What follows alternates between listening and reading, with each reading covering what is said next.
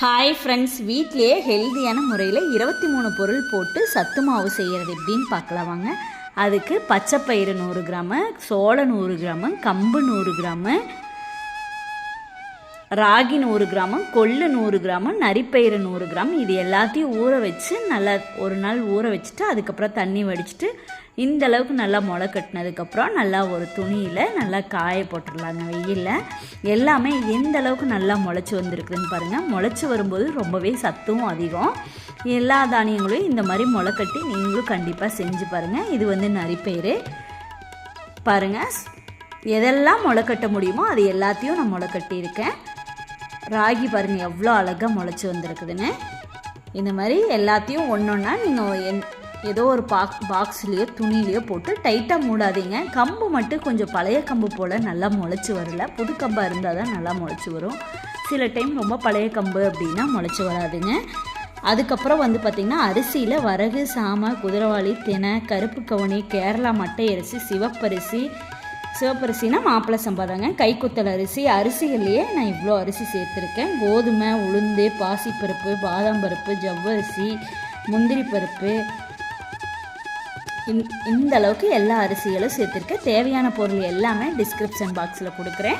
எல்லாத்தையும் நல்லா காய வச்சு எடுத்துட்டேங்க. அரிசிகள் மட்டும் எல்லாத்தையும் ஒன்றா காய வச்சு எடுத்துக்கிட்டேன். எல்லா அரிசியும் ஒரே டைமில் வறுக்கும்போது ஒன்றாகாதுங்க. அந்த குட்டி அரிசி, திணை, சாமையெல்லாம் குட்டியாக இருக்கும், அதெல்லாம் ஒரு பாத்திரத்துலேயும், கருப்பு கவுனி, மாப்பிள்ளை சம்பா, மட்டை அரிசி இதெல்லாம் ஒரு கைக்குத்தல் அரிசி இதெல்லாம் ஒரு பாத்திரத்துலேயே ஒட்டுக்க எடுத்துட்டேங்க.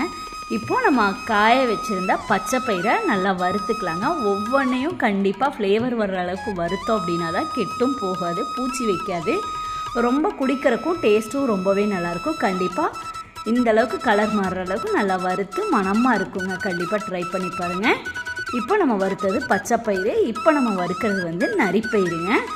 நரிப்பயிறுனா சில பேர்த்துக்கு என்னன்னு கூட தெரியாது. கொள்ளு மாதிரியே இருக்குங்க, சைஸில் ரொம்ப குட்டியாக இருக்கும். அது ரொம்பவே ஹெல்தியானது, நம்ம ட்ரெடிஷ்னலானதும் கூட. நிறைய பேர் அது என்னன்னே தெரியாமல் ஆயிடுச்சு. அதுவும் இந்தளவுக்கு நல்லா வறுத்ததுக்கப்புறம் அதுக்கப்புறம் கொள்ளு சேர்த்துக்கலாங்க. எல்லோரும் ஒட்டுக்கா போட்டு எல்லாத்தையும் வறுத்து எடுத்துருவாங்க. அந்த மாதிரி வறுக்கவே கூடாதுங்க. எல்லாத்தையும் ஒன்றொன்னா தனித்தனியாக வறுத்தாதான் ஃப்ளேவரும் நல்லாயிருக்கும், டேஸ்ட்டும் நல்லாயிருக்கும். ஒரு பயிர் சீக்கிரம் வறுபட்டுரும், ஒரு பயிர் ஸ்லோவாக வறுபடும். அதனால ஒட்டுக்கா வறுத்துறாதீங்க, தனித்தனியாக கண்டிப்பாக வருங்க, ஃப்ளேவர் ரொம்பவே நல்லாயிருக்கும். பாசிப்பருப்பு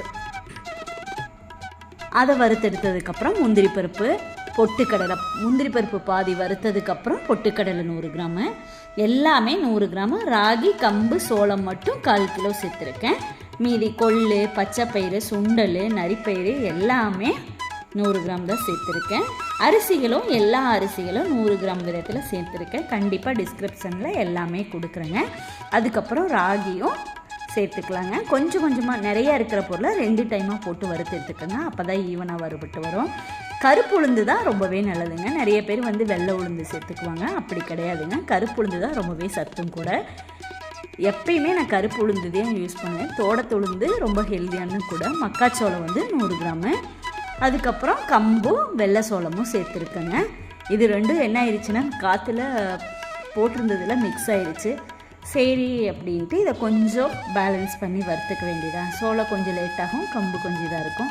இருந்தாலும் கரெக்டாக நான் கைவிடாமல் வறுத்து எடுத்துட்டேங்க. சுண்டல் கொஞ்சம் லைட்டாக அந்த மனம் ஒவ்வொன்றிலையும் லைட்டாக ஃப்ளேவர் வரும். கரிஞ்சிட மட்டும் கூடாது. கரிஞ்சிட்டா அந்த கூழ் காய்ச்சும் போது நமக்கு அந்த ஃப்ளேவர் கண்டிப்பாக மாறுபட்டுரும். பாதாம் 100 கிராமு, அதையும் நல்லா கைவிடாமல் அடுப்பை மீடியமான ஹீட்டில் வச்சு வருங்க. அப்போ தான் ஃப்ளேவர் நல்லாயிருக்கும், கரிஞ்சிடாமல். மேல் தோல் இல்லைன்னா கரிஞ்சிரும். தீயை வேகமாக வச்சிங்க அப்படின்னா மேல் தோல் கரிஞ்சிடும், நல்லா வறுபடாது. அது கூடயே சுக்கு சேர்த்துக்கிட்டேங்க. அதுக்கப்புறம் ஜவ்வரிசி ஒரு 100 கிராம். ஜவ்வரிசி உங்கள் விருப்பம் தாங்க. ஜவ்வரிசி வேண்டான்னா ஸ்கிப் பண்ணிக்கலாங்க. ஜவ்வரிசி பொரிஞ்சு நல்லா வெள்ளை பூ மாதிரி பொரிஞ்சு வருங்க.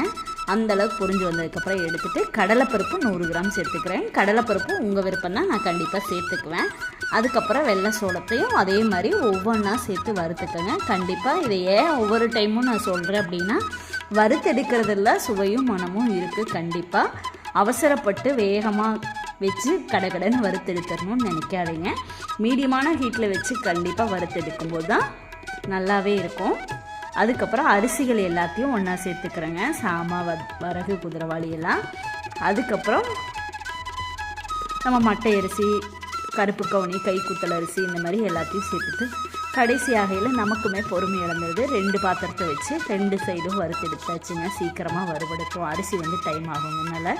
அதுக்கப்புறம் நல்லா ஆறுனதுக்கப்புறம் மிஷினில் கொடுத்து இந்த அளவுக்கு அரைச்சி எடுத்துகிட்டு வந்தாச்சுங்க. கண்டிப்பாக சளிச்சு எடுத்து வைங்க. அப்போ தான் அதில் ஏதாவது ஒரு டஸ்ட்டு இந்த மாதிரி ஏதாவது இருந்ததுன்னா சீக்கிரம் பூச்சி வர பார்க்கும். அதனால சளிச்சிட்டு அப்புறம் எப்பயும் போல் 1 ஸ்பூன் எடுத்துக்கிறேங்க. நீங்கள் வேணும் ஸ்வீட் சேர்த்துறீங்க அப்படின்னா ஏலக்காய் சேர்த்துக்கலாம்.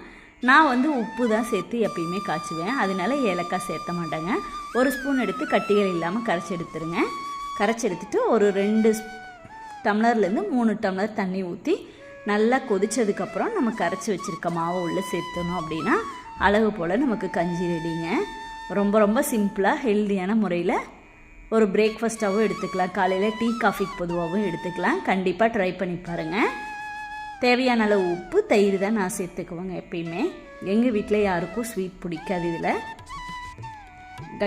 கெட்டியான தயிர் இல்லை நீங்கள் மோர் வேணாலும் சேர்த்துக்கலாங்க. சேர்த்துட்டு நல்லா கலந்துட்டு சைடிஷ்க்கு வந்து ஒரு பொரியல் ஏதாவது வச்சுட்டு சாப்பிட்டோம் அப்படின்னா வயிறும் ஃபில்லான மாதிரி இருக்கும், ஹெல்த்தியாகவும் இருக்கும். கண்டிப்பாக ட்ரை பண்ணி பாருங்கள். நான் வந்து இன்றைக்கி அவரைக்காயும் முட்டையும் போட்டு பொரியல் பண்ணியிருக்கேங்க. என் பசங்க ரொம்பவே விருப்பமாக சாப்பிட்டுக்குவாங்க. நிறைய பேர் வந்து கூழ் குடிக்க மாட்டாங்க. என் பசங்களுக்கு நான் சின்ன வயசுலேருந்தே கூழெல்லாம் கொடுத்து பழகிருக்கனால டெய்லியும் கண்டிப்பாக கூழ் குடிச்சுக்குவாங்க. என்னோடய வீடியோ பிடிச்சிருந்தா சப்ஸ்கிரைப் பண்ணுங்கள், ஷேர் பண்ணுங்கள். இந்த ரெசிபி பிடிச்சிருந்தா கமெண்ட் பண்ணுங்கள். நீங்களும் செஞ்சு பார்த்துட்டு எப்படி இருந்ததுன்னு சொல்லுங்கள். Bye friends.